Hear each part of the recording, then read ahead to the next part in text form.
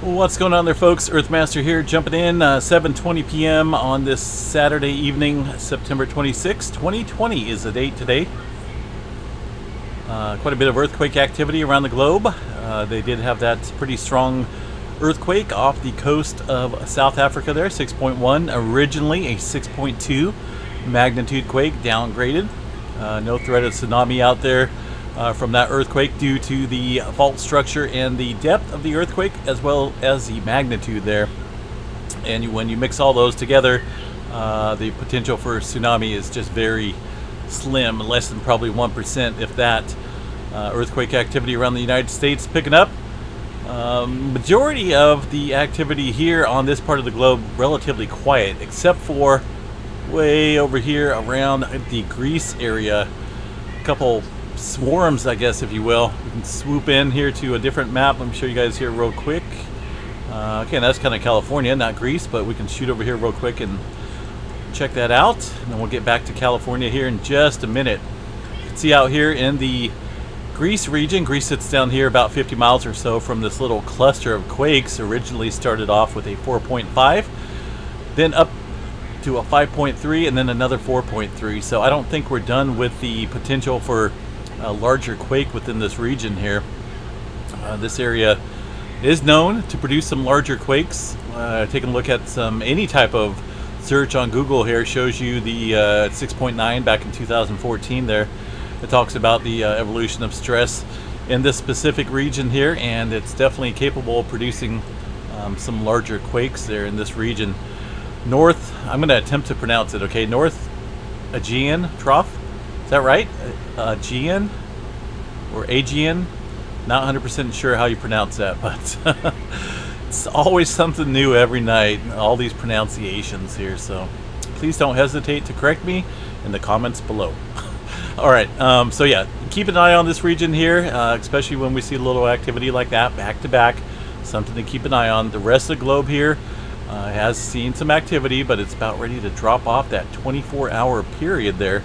So not a whole lot of new quakeage there in that region. West Coast, the Anza area, down here in Southern Cal, right on the San Jacinto Fault area, we're seeing a pretty good cluster of quakes. And you can see the latest one here is a 1.7. These are not large earthquakes, but we're starting to see an increase in swarming down here. And this is the Anza section of the San Jacinto Fault area. A lot of potential down here for big quakes. Also up here in the north too, we're seeing a pretty good cluster of quakes in no specific area. Looks like right around the Little Thomas Mountains area.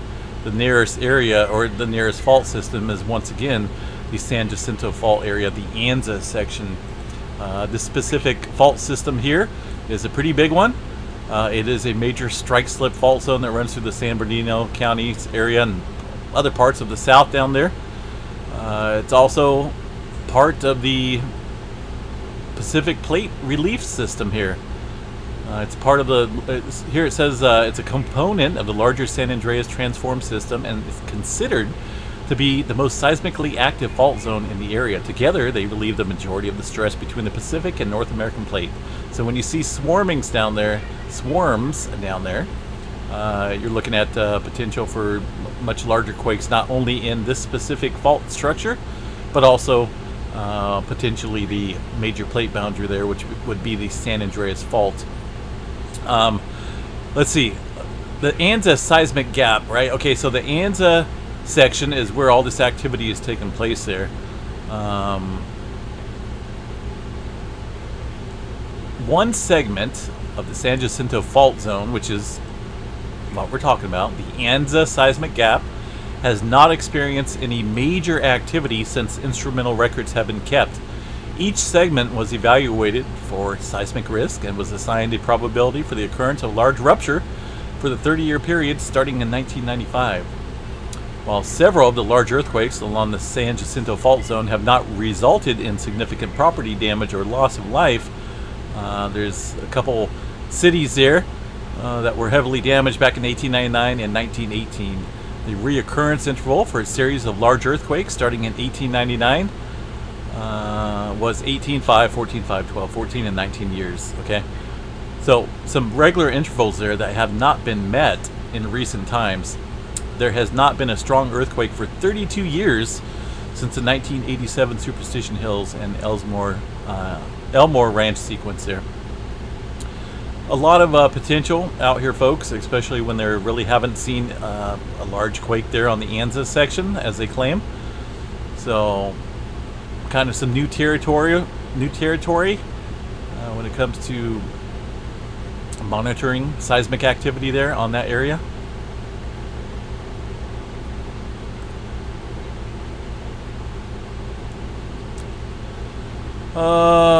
Of course, you know, since records, right? Since instrument recordings were taking place, and I'm not 100% sure when the seismograph was produced or invented. But a little group, let's see, around the Anza area, indicated 3 historical surface rupturing events occurring around 1210, 1530, and 1750, with an average reoccurrence period for a magnitude 7.0 to 7.5 earthquake every 250 years. So 1750, right? 1750, 1850, 1950, puts us at about the year 2000 or so, right? So we are living in a time of where there's tremendous built-up stress, not only along some major faults in Southern California, and not specifically just the San Andreas Fault. We're talking about the San Jacinto Fault area, and many other fault structures out here that have been building up stress over a long period of time. So it's just a ticking time bomb down there, folks. It's going to go. When it's going to go, who really knows? But it's going to be bad. We could have one major quake here, which would set off the San Andreas, and it could just all go to crap. I'm not even joking. It could be bad news down there. Some activity near Pleasanton, there around the Bay Area, Livermore region. Seen a little cluster of quakes just recently here. A couple 2s, and looks like the last one being a 1.7 magnitude quake. So ramping up out here along the California region. Activity is around Idaho, looking pretty minimal and whatnot. Not seeing a huge increase in activity up here along the Pacific Northwest either. The tremor map is pretty active. Up around the Seattle area, just west of Seattle, we're seeing a pretty huge increase in tremor along the Cascadia subduction zone there, about 81 epicenters in that region. Well, minus these that are down here in northern Cal. There's only a handful here in the Sacramento Valley, kind of where I live actually, up here around Redding and Red Bluff, California. Of course, this is not surface quaking, but it's kind of interesting to see it this far down here into the valley. This is tremor events along the Cascadia subduction zone, well below the surface there, and these are totally different than earthquakes. These are not jolts. These are just pretty much slow slippage of the Juan de Fuca plate there underneath the North American plate, and that's what's going on there. What do we got there? Some potential for the auroras up around the Washington region. I did see some aurora forecasts there for western Washington, potentially over the next couple nights, due to a high amount of solar activity, not in the form of flares, but definitely in the form of high wind speed. Real-time solar wind speed here. The protons and electrons kicking up a little bit, creating these little solar storms that we're seeing. 3-day geomagnetic forecast there indicating G1 across the board for the next couple nights. And we're looking at, like I said, potentially down into some of the northern states, such as Washington, where we could see the aurora being visible down there. You just got to find a dark area, or up there, I should say. Find a dark area, and hopefully you might be able to see it if you're lucky. I would love to see it, but definitely down here in California, not looking likely. The aurora forecast model here indicating at least I still got a ways to go here in this region,